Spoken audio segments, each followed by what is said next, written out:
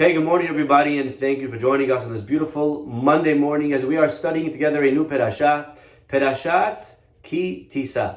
Perashat Ki Tissa is obviously known for the sin of Chet HaEgel, the sin of the golden calf. However, that is not the entire Perashah. There are other things to discuss in this beautifully packed Perashah.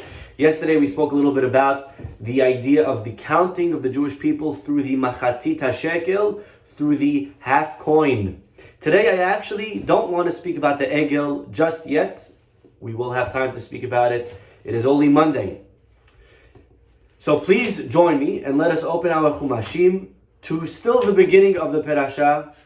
And I want to speak today about something that we are all familiar with, something that we celebrate much more often than Rosh Hashanah or Pesach or any holiday. It's a weekly holiday. Today I want to speak about Shabbat. And Shabbat is very, very strong in our Perashah. It finds itself in chapter 31. As the Jewish people are gathering all of the ingredients and the different tools to build the Mishkan, here is a pasuk. If you open up with me, chapter 31, Perashat Ki Tissa, chapter 31, pasuk 12. V'daber Adonai el Moshe lemor, God says to Moses, Ve'ata daber el bnei Israel, and now you speak to the children of Israel. And here's the message to the Jewish people.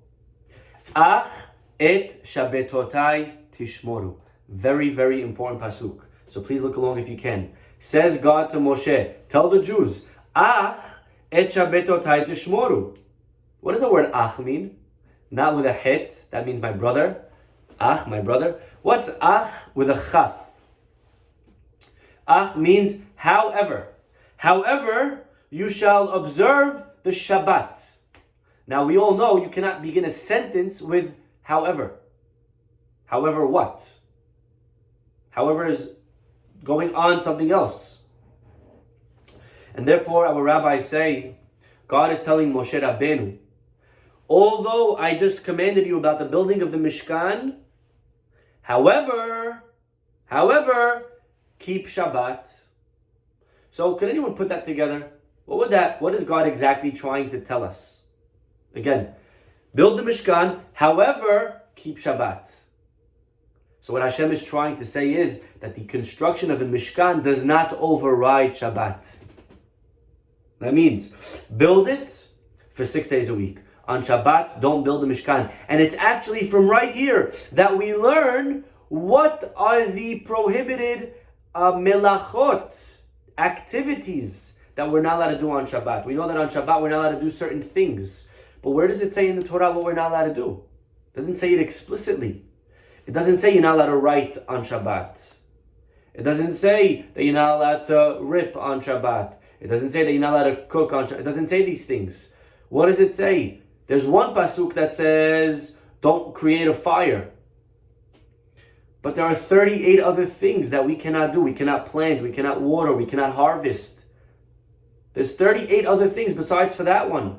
Where are those 38 found? The answer is they're not found in the Torah explicitly. They're found in this one word, ach. However, and don't try to do the gematria, it doesn't add up. Okay? Ach is not 38 or 39. I already tried it, okay? It's 21. Okay? Maybe you want to get creative. But either way, however, keep Shabbat. Meaning, all the things that you did during the week to build the Mishkan, don't do that on Shabbat. Well, how many activities were involved in building the Mishkan? Building the Mishkan, not performance in the Mishkan. To build the Mishkan, there were 39 melachot.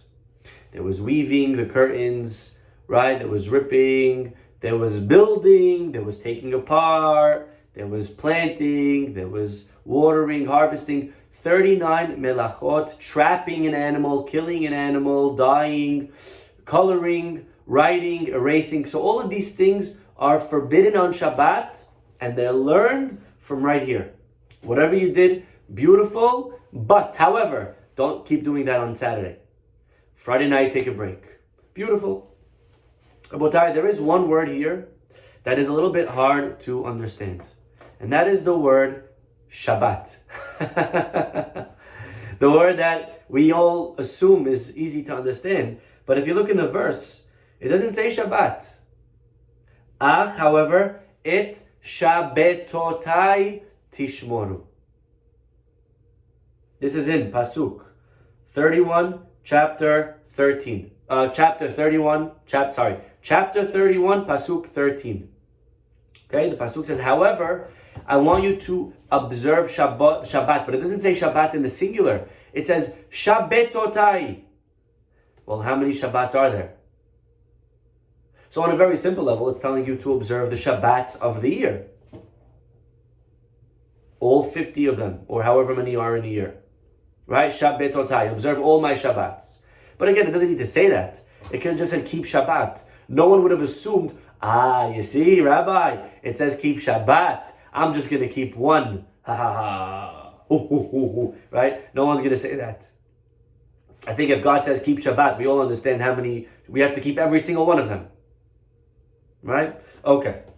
So to answer this question, there's a beautiful idea that's brought down by Rabbi Bernstein in the name of the book Haktav veHakabbalah. Okay? And the Ktav veHakabbalah says that what is Shabbat all about? If I were to ask you, if a non-Jew asked you, what is Shabbat about? Sometimes the most simple questions are the hardest to answer, by the way. What is Shabbat? And I'll give you a few seconds if you want to write down your answer on the side. What is Shabbat all about?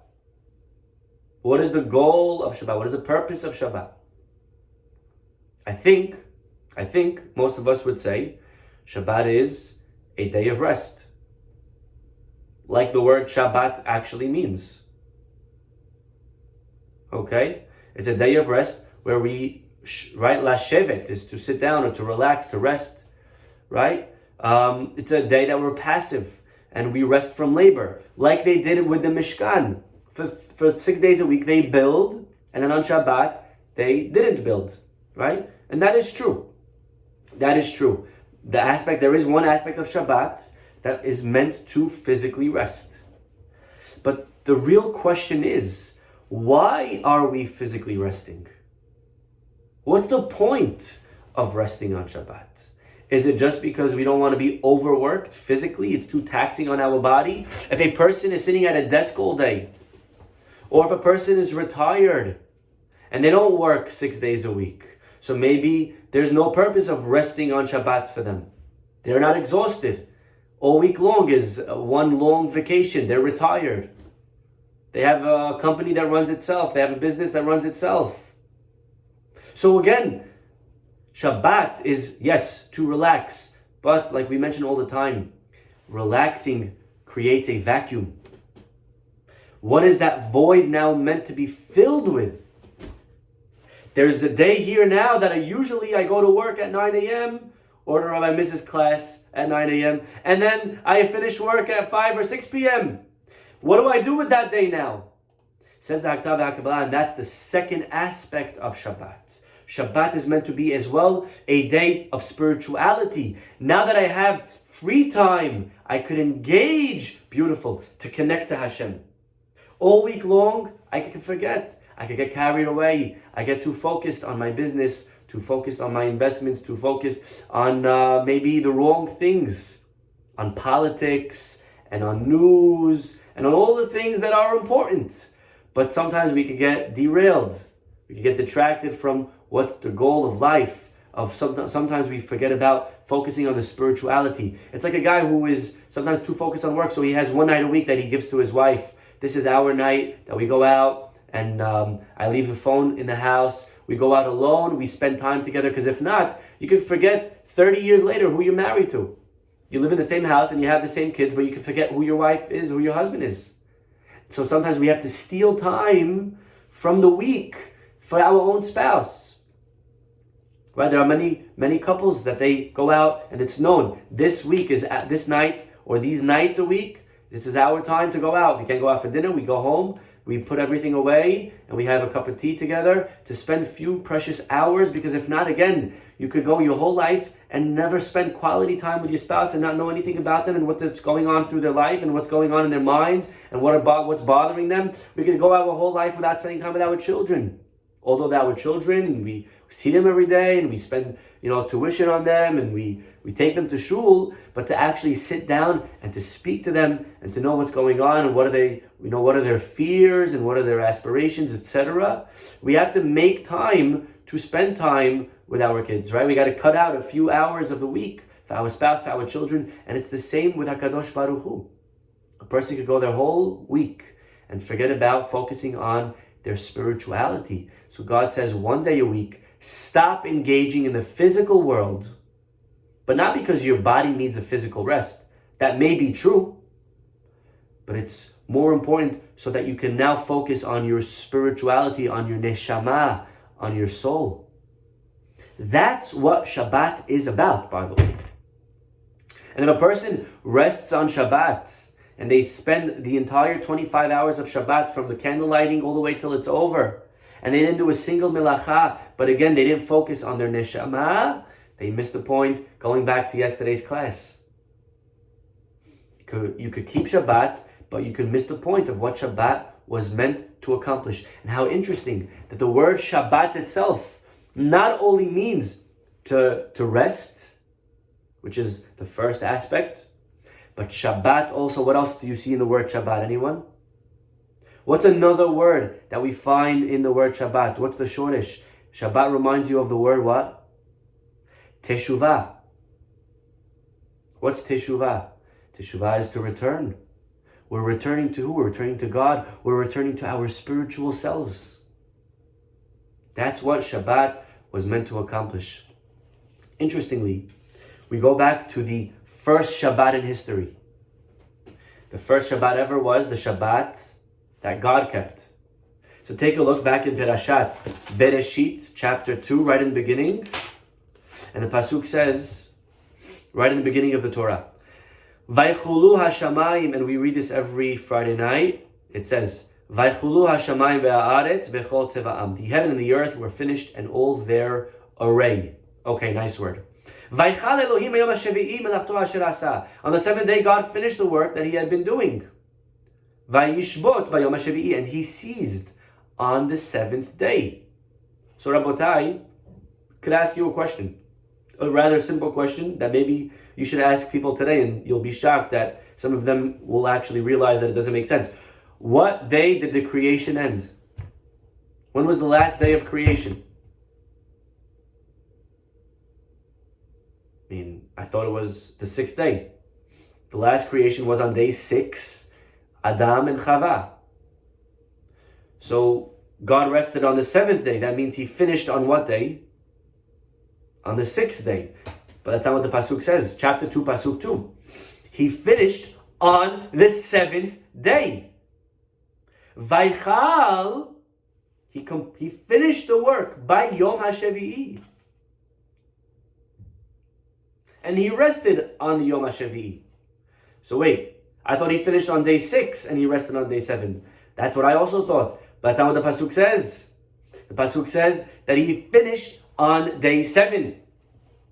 But according to the Ktav HaKabbalah, it makes so much sense. Because the point of Shabbat is not only to physically rest. He finished the physical creation on day 6. But it allowed for a spiritual focus to now take place on day 7. And that's what was created on day 7.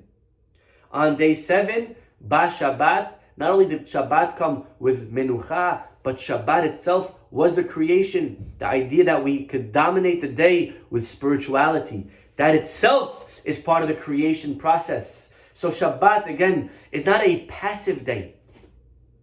Shabbat is a very active day. It's passive in a physical way. It's very active in a spiritual sense. So people that think that Shabbat is about going into a 25-hour coma, that is the wrong idea of what Shabbat. Actually, if you will open up with me, this week's Perashah. After God says to Moses, right now, we just read it, the ones that we just read earlier, on chapter 31, Pasuk 13, God says to Moshe, keep my Shabbat, okay? Moses then tells the people, Okay, you have to keep Shabbat. Whoever breaks Shabbat is liable for the death penalty. For 6 days is God created, and the 7th is for rest. Pasuk 16, Veshameru bnei Israel et HaShabbat, and the children of Israel observe the Sabbath. Beautiful. Look at the next word. La'asot et HaShabbat. And they did the Sabbath. What do you mean they did the Sabbath? What's there to do? There's nothing to do. I'm on vacation. I don't do on vacation. Vacation is the one time a year that I do nothing. No, they did Shabbat. La'asot et HaShabbat, because there is something to do. So when a goy asks us, what do you do on Shabbat? The answer is not nothing. Shabbat we do nothing. Opposite. Shabbat we do everything with our spiritual selves. Shabbat is a day to focus on our neshama. Beautiful. Interestingly, we may now explain why we rest, not only on Shabbat. What other day a year do we rest? Or days of the year do we rest? We rest on Yom Tov. Now, why in the world should I rest on Yom Tov? Hashem didn't rest on Yom Tov. Hashem rested on the Sabbath. So we should rest on the Sabbath to commemorate that. But God did not rest on Pesach. I mean, I don't know. Maybe he did, but it doesn't say it. But again, the point of resting is so that we can cut out some time to focus on the spiritual aspect of the day. And if that's the case, Yom Tov, there's a lot to tap into. Pesach, we have to tap into freedom. Shavuot, we have to tap into Kabbalat HaTorah. Sukkot, we have to tap into happiness. These themes, Rosh Hashanah, we have to tap. There's no way that we're going to be able to tap into them if we're busy on our phones, if we're busy in work, if we're busy reading the paper and following the stocks and following all of the politics going on. And therefore God says, put that all away and focus on spirituality. And that's why we rest on Yom Tov. It's true, God didn't rest on Yom Tov, but that's not the only reason we rest, according to the Ktav v'HaKabbalah. If that's the case, Rabotai, we now answered our original question. Why does the Pasuk say, Ach et Shabbatotai tishmoru? Please observe my Sabbaths, plural, Shabbatotai. How many Shabbats are there? The answer is, there are 2 aspects to Shabbat. And this is the answer to our question. So one more time, focus in. This is very important right here. Our question was, why does it say plural, Shabbatotai? The answer, there's one element of Shabbat, which is to physically rest, and there's another element of Shabbat, which is to spiritually work. We're working spiritually. And therefore, we call it Shabbatotai. Interestingly, the Pasuk itself in our Parashah hints to this. Take a look back in Pasuk 13. God says to Moshe, speak to the Jewish people, and Shabbatotai tishmoru, ki oti beni ubenechem, because it's a covenant between us. Ki ani Hashem mekadishchem, because I am the God who sanctified you. What does that have to do with anything? What is God mentioning the sanctification of you? What is sanctification? But the whole point is exactly that. The purpose of Shabbat is not only to rest, but kedusha, holiness, spirituality, connecting to HaKadosh Baruch Hu, connecting our neshama to our neshama. You know, rabbis tell us that, and I'm sure you all heard this, we all love this one. You ready for this? Everybody knows this. Okay, here it is. If only the Jewish people observed 2 Shabbats, if only we observed 2 Shabbats, what would happen? We all know this, right? Ilmale shameru Yisrael shte Shabbatot hayu negalim. If the Jewish people kept 2 Sabbaths, they would be redeemed. This is a very well-known statement from the Gemara in Masechet Shabbat, Daf Kuf Yod Het, page 118. The Gemara says, if we keep 2 Shabbats, we will be redeemed. The obvious question is, what's so special about 2 Shabbats? What kind of number is that? That's a very random number. If you keep 2. If you all keep 1, it's not enough. You keep 2, then I'll bring the Mashiach. Okay? Is there something special about keeping 2 Shabbats? Why not 3 Shabbats? Keep 4 Shabbats. Keep 7 Shabbats. Why specifically 2? Based on the above, the Ktav HaKabbalah explains that 2 Shabbats is not talking about 2 different Sabbaths. one this week and one next week, consecutively. But it's referring to the two aspects of Shabbat, the way we have identified them. If the Jewish people would use Shabbat not only as a day of rest from physical labor, but as well as a day to restore spirituality into their lives, then indeed they will be well on their way to a redemption. It's not that God would redeem us if we keep 2 Shabbats. It's that if we remember that every Shabbat has 2 elements to it, then we would all be able to find redemption on our own. We would be nig'al, we would be redeemed, at least spiritually. We would be connected to HaKadosh Baruch Hu. So no matter what's going on in our lives, we are connected and nothing else matters. And that is indeed a very, very worthwhile gift. You know, the Shabbat's a very interesting thing, because on the one hand, we're commemorating the creation of the world. And if that's the case, everybody should keep Shabbat. Because, right, the Jews and non-Jews both were created in the 6 days of creation. Right? We're all part of creation. But we know that Shabbat is only for Jews. And we say it in the Amidah. If you open up your Sidurim to the prayers of Shacharit, we say, Velo netato Hashem Elokeinu legoyeh haratzot. You, God, did not give Shabbat to the nations of the world. Shabbat is a gift for us. Velo hinchalto leovdei. You didn't give it. Why don't Goyim have to keep Shabbat? You ever ask yourself? I'm asking you, why don't Goyim keep Shabbat? If the purpose of Shabbat is because God rested on Shabbat, Goyim should have to remember that. Why should a Goy be exempt from keeping Shabbat? It has nothing to do with Judaism. It's not a Jewish thing. You know, the other holidays make sense. The holidays, Pesach, it's a Jewish thing. I was a slave. I'm remembering slavery. I was in the clouds. I'm remembering the Sukkot. I have the Matan Torah, so I remember Shavuot. But Shabbat is a universal day. Everyone should be obligated to keep the Sabbath, Jews and non-Jews. Very interesting to just answer the question with another question. I want you to turn to the 10 Commandments. And we know there are 2 sets of 10 Commandments. Not that they were given twice, but we read about them in Perashat Yitro when they actually took place. And then we read about it again in Perashat Ve'etchanan, where Moshe recounts the entire 40 years, and then he goes over the 10 Commandments again. So we have 2 recordings of the 10 Commandments, Yitro and Ve'etchanan. And interestingly, we'll find differences. So for example, a very obvious difference is by the mitzvah of Shabbat. In the 10 Commandments given in Yitro, it says, Zachor et Yom HaShabbat. Remember the day of Shabbat. In Va'etchanan, when Moshe repeats it, he doesn't say Zachor. What does he say? Anyone know? Instead of Zachor, what other word does he use? He uses the word Shamor. Right? Which means to observe. But that's not the only difference. And many times we think that's the only difference. But actually, if you open up to Perashat Yitro, God says, Zachor et Yom HaShabbat. Remember the Shabbat. 6 days a week you shall work. And the 7th day is for Hashem. Why? You ready for the why? Here's why. Pasuk Yud Aleph of chapter 20. Chapter 20, Pasuk 11.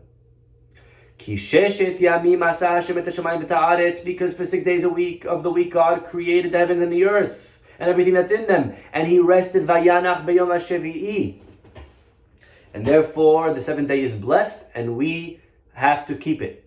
So why do we keep Shabbat according to the 10 Commandments in Perashat Yitro? Because God rested on the Sabbath, so we rest on the Sabbath. It's black and white. You can't argue on it unless you're using yellow background paper. Either way, it's black and white. We move on to Perashat Va'etchanan. Take a look, ladies and gentlemen. Something that will blow your minds. Chapter 5, Pasuk 15. Right after we're given the commandment of Shabbat. Vezacharta, and you shall remember ki eved hayita b'Mitzrayim, that you were a slave in Egypt, and God took you out, and therefore you're commanded to keep Shabbat. All of a sudden over here we're introduced to a new reason of why we keep Shabbat. All of a sudden here, the reason we observe Shabbat is because of Mitzrayim. What in the world does Shabbat have to do with Yetziat Mitzrayim? By the way, Shabbat having to do with creation makes a lot of sense. But Shabbat having to do with Mitzrayim, what is the connection between Shabbat and Mitzrayim? Now, if you open up to the Kiddush, by the way, that we all say on Friday night, the Kiddush says like this. It begins with creation. That on the sixth day, everything was done being created, and he rested on the seventh day. Then we continue, and we say, Zikaron lema'aseh bereshit. We're doing the Kiddush to remember creation. Zecher litziat Mitzrayim, which is also to remember Mitzrayim. So in the Kiddush, we put both. We put Bereshit and Mitzrayim, and we know where the both are from. One's from the first set of 10 commandments in Yitro, and the other one is from the second set of 10 commandments in Va'et Hanan. But the question is, what does Mitzrayim have to do with Shabbat? The holidays, again, relate to Shabbat very much. The holidays relate to Mitzrayim very much. But Shabbat has nothing to do. Shabbat is the seventh day of the week, irrelevant and regardless of our exodus from Egypt. There was Shabbat before. Shabbat existed from day 1 or day 7, whatever. But you get the point. And the answer, according to the Ktav HaKabbalah, why are we the ones that are entrusted to keep Shabbat? Everyone should keep Shabbat. Our first question, why don't Goyim have to keep Shabbat? But the answer is, the reason Jews have to keep Shabbat is because we were chosen by God when? At Yetziat Mitzrayim. And so it's Yetziat Mitzrayim where God chose us. That was the cause of us being sanctified. And therefore we're sanctified and we are the ones that are entrusted to keep Shabbat. Because Shabbat is not just a day of resting. Goyim rest, it's called Sunday. Arabs rest, it's called Friday. Shabbat's not just a day of rest, of going to the beach, of going and relaxing and suntanning. That's not what Shabbat was only meant to be. Shabbat was about Kedusha, Vaikadeshehu, La'asot. That's something that we need to do on Shabbat. We have to fill it with Kedusha, with sanctity, with spirituality. And there's no better nation that can do that than the Jewish people. Why? Because we were sanctified when we left Mitzrayim. And so we understand now why Mitzrayim connects to Shabbat, because it's specifically Egypt that made us the people that were responsible to observe Shabbat. How beautiful that in Perashat Va'et Hanan, it doesn't say to remember Shabbat. It says, Al ken tzivcha, therefore God commanded you, la'asot. That same word that we find in our Perashah, V'shameru b'nei Yisrael Shabbat, la'asot. To do. There's something to do on Shabbat. Why are we the ones doing it? Because we were the ones that were taken out of Egypt. We are holier. We were given the task of infusing the day with Kedusha, with spirituality. Beautiful. There is a very beautiful Gemara in Masechet Shabbat, page 113. We're going all over today. Masechet Shabbat, page Kuf Yud Gimel Amud Bet. Take a look at this Gemara. The Gemara says that anyone that takes a big step, I don't know if you guys are familiar with this Gemara. Gemara says that if a person takes a big stride, it can diminish their eyesight. They lose 1/500th of their vision. Okay? That's what the Gemara says. But don't worry, because if you take big steps, it's okay. You can restore your vision with the Kiddush on Friday night. This is a Gemara, very well-known Gemara in Masechet Shabbat. That if you take large steps, you can lose your eyesight, 1/500th, but you can bring it back on Shabbat. Rabotai, what exactly is the Gemara trying to say? Is the Gemara warning us not to run marathons? Is it a fact of that all marathon runners have contacts? I don't know if that's true. People that jog. What does that mean? If you take a big step and by the way, and Kiddush is going to bring it back. Says the Maharal something beautiful. The number 500 represents this world. For example, the Gemara says somewhere else that this world measures 500 parseings by 500 parseings. Don't ask what that is. What's a parseng? It's a measurement. This world is 500 by 500. The point that I'm trying to bring out from this is that the world that we are in is represented by that number. The number 500. And in this world, we are obligated to interact with the world. Le'ovda, to work with it, to do, to plant, to invest, to buy, to sell, to create markets, to create stocks, portfolio, to do all these things. These are things that we need to do. We are meant to interact with the world that we live in. Okay? God didn't put us here to abstain from the world. When it says that God put Adam in Gan Eden, it's le'ovda u'shomra. Man was intended to interact and to partake from the world. We have to walk through the world. We have to be involved with the affairs of the world, right? However, it may happen that over the course of time, over the course of the week, Sunday, Monday, right, Tuesday, we get carried away, and a person takes big steps through the world. And what does that mean? They take big steps. It means they get too carried away. They forget why they are in this world. They forget that the focus was not to interact for interaction's sake. The purpose it was a means to an end, but it wasn't the goal itself. And sometimes we take big steps, we forget what this world was meant to be, what this world was meant to accomplish. And what happens? We lose 1/500th of our vision. That means we lose our focus and our perspective of what the 500 of what this world was really meant for. We lose some of that. Well, how does one bring it back? How does one readjust, refocus, regain perspective on this world and what it was meant to be? Says the Gemara, you want to bring it back? Easy. Kiddush on Friday night.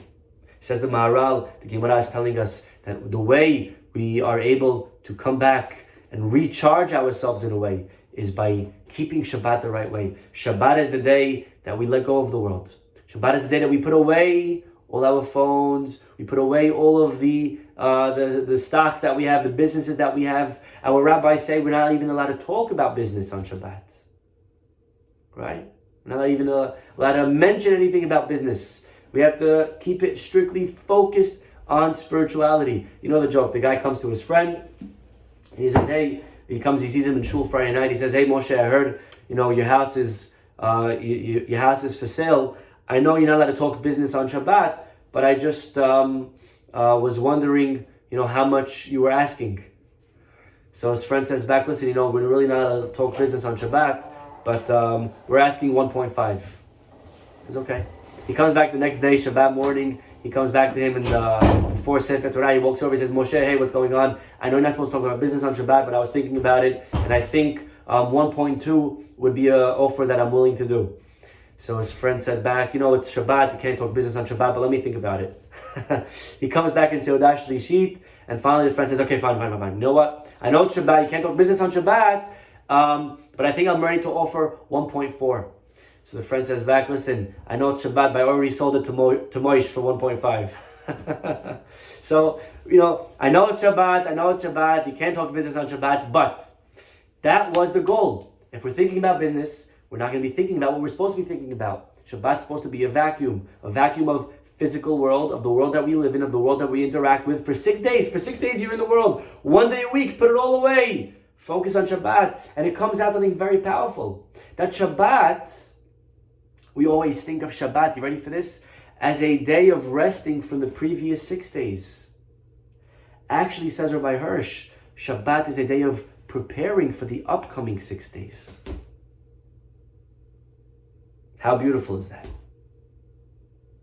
Shabbat is not just resting from the week before, but it's preparing for the week ahead. Okay, it's a very different way of understanding what Shabbat is. It's a day of, again, but it's only true if we have Shabbat the right way. If it's a Kiddush, Friday night, we sit with our families, we're going to shul, we're going to classes, we're learning, put away everything, then we're able to focus and we're able to spend the day on our spiritual pursuits. And if that's the case, I would just like to close with one final thought from Rabbi Bernstein, and that is the following. The Gemara says something very, very interesting. Just want to pull it up. Gemara says in Masechet Shabbat, again, page 118. Kol ha'me'aneg et Shabbat, whoever delights in the Shabbat, notnim lo kol mish'alot libo. That is awesome. Whoever keeps the Shabbat, they will give him all of his heart's desires. Now we may ask, there are many people that keep Shabbat faithfully, and yet we do not necessarily see that all of their heart's desires come true. A very fair question indeed. Says the Shem Shmuel, because you misread the Gemara. It does not say whoever's me'aneg HaShabbat, they fulfill his heart's desires. It doesn't say fulfilled. How do you say to fulfill in Hebrew? Anyone know?